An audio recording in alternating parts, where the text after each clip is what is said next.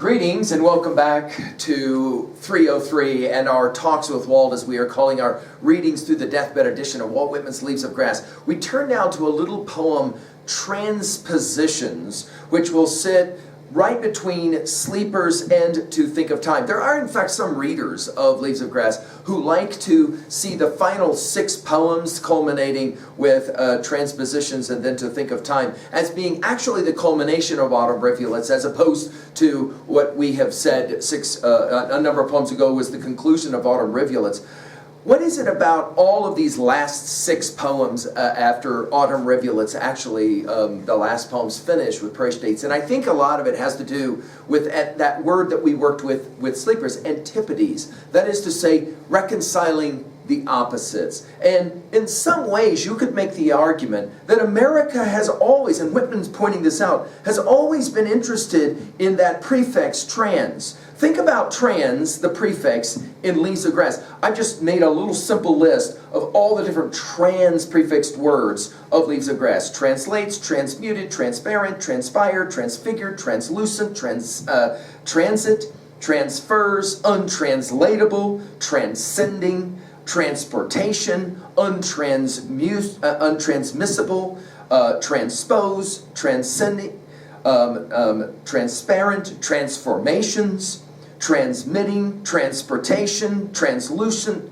transplanted. Here we're going to have transpositions, transcended, transitions, transmuting, and of course it's going to just remind us that Whitman was all about, and he learned this from his study of Hegel, this idea that there's always going to be at least 3. There's always going to be a thesis. There's always going to be its opposite, its antithesis. That's again, this idea of antipodes. And then there's always going to be, between that dialectic, that tension, producing the synthesis, which will in turn become the new thesis, and so on and so on. And I think that when we look at a little poem like this, a radical little poem, we're gonna see this. I'm amazed at how these little poems will end up in Leaves of Grass, and they are kind of stunning in what it is that they will play the game of challenging us iconoclastically. Whitman is iconoclastic at his best in little lines like this.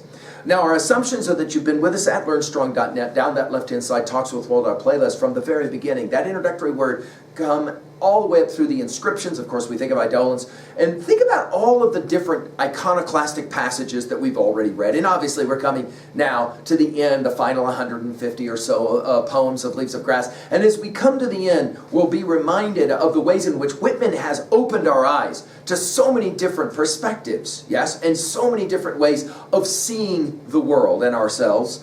My hope is that you are with us for our last set of challenging lines, Sleepers. Now, our Nortons will not tell us much about this poem other than to say it was reconstructed in 1881 from 3 lines, 46, 44, and 22 in that order, of the poem Responde, which, as we commented already when we studied reversals, was dropped in 1881. And originally titled in 1856 as Poem of the Propositions of Nakedness. I think that there is something to be said for the fact that Whitman loves to expose. He loves to call out. He loves to be, again, iconoclastic, controversial. Now, he's going to use the language of Open Road, Song of the Open Road 15, but that let. We're going to get 6 lets here. Let's just enjoy the poem. Transpositions. Be reminded that Song of Expositions number 7 will play with this word. Let the reformers descend from the stands where they are forever bawling. Let an idiot or insane person appear on each of the stands. Let judges and criminals be transposed. Let the prison keepers be put in prison. Let those who were prisoners take the keys. Let them that distrust birth and death lead the rest. Now, I find this a compelling little set of lines, especially where it sits.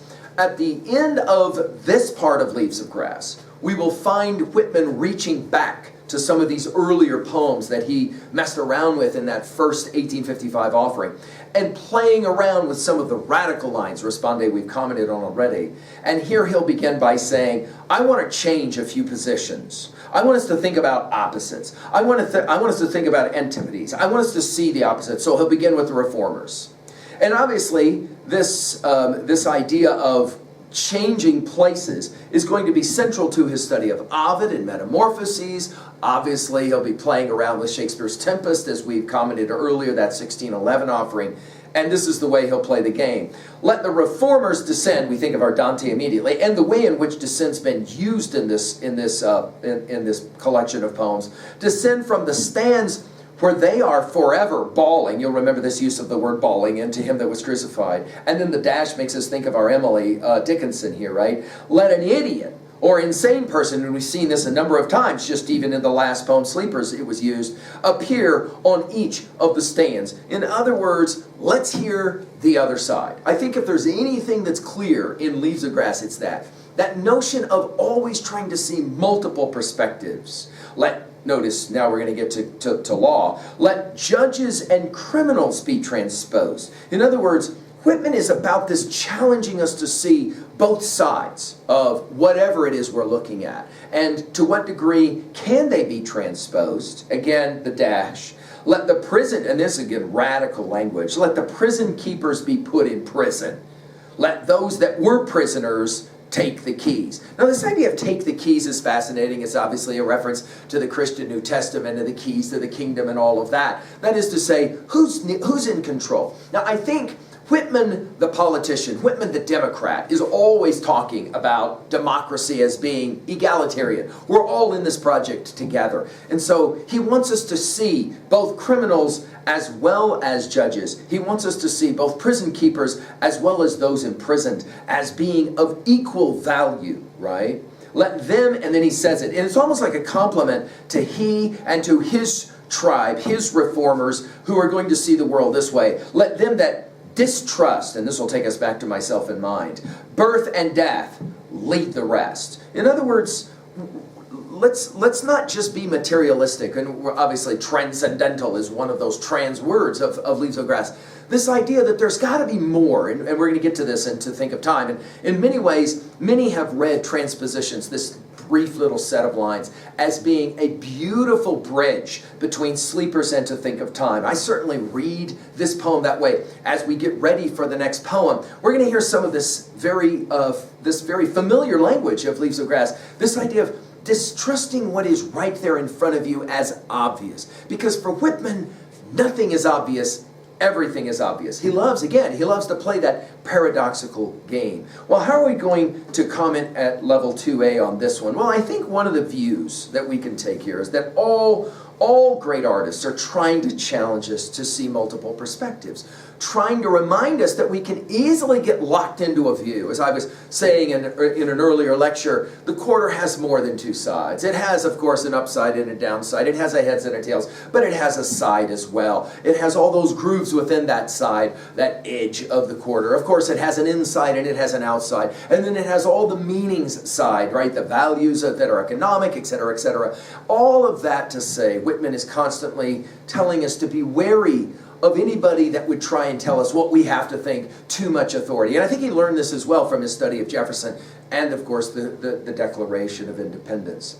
At 2B, I love the repetition with the let here, the let here, the let here. It becomes almost like a rhythmic set of lines that can become kind of sing-songy until you look into it and you're like, whoa, whoa, whoa. He's basically saying, let's just turn it all upside down. Well, intellectually, of course, he's going to argue, let's turn it all upside down. At 3A, I've mentioned Song of the Open Road 15, but I'm going to go back to that poem that never made it into the deathbed edition, Responde. At Reversals, we had more to say about that, and you can go back and look at our comments there. Finally, how do we own a poem like this, 3B? This can be a disturbing poem. Of course, as we've said at 3A already, his adoption of Hegel and his reading of American history is in large measure going to use Hegel to argue that everything culminates with this amazing country, this America, this paradox of all paradoxes, this idea again of antipodes. But how do you own it? Well, I'll ask you it this way. Are you troubled at all by Whitman's iconoclasm? Do you think at times he does cross the line and he just gets too extreme? Or is he doing what most artists do, pushing the envelope, dancing between chaos and some sense of order, to speak in those Jungian ideas? And finally, do you believe, along with obviously Whitman and his reading of Hegel. Do you believe that in fact history does kind of evolve and always moves on to greater perfection? And if so, where do you put America on that cultural evolutionary timeline? Well, I'm hopeful that your reading of Leaves of Grass continues to challenge you. It's an amazing thing to me how we're so far in and still it challenges us. Thank you.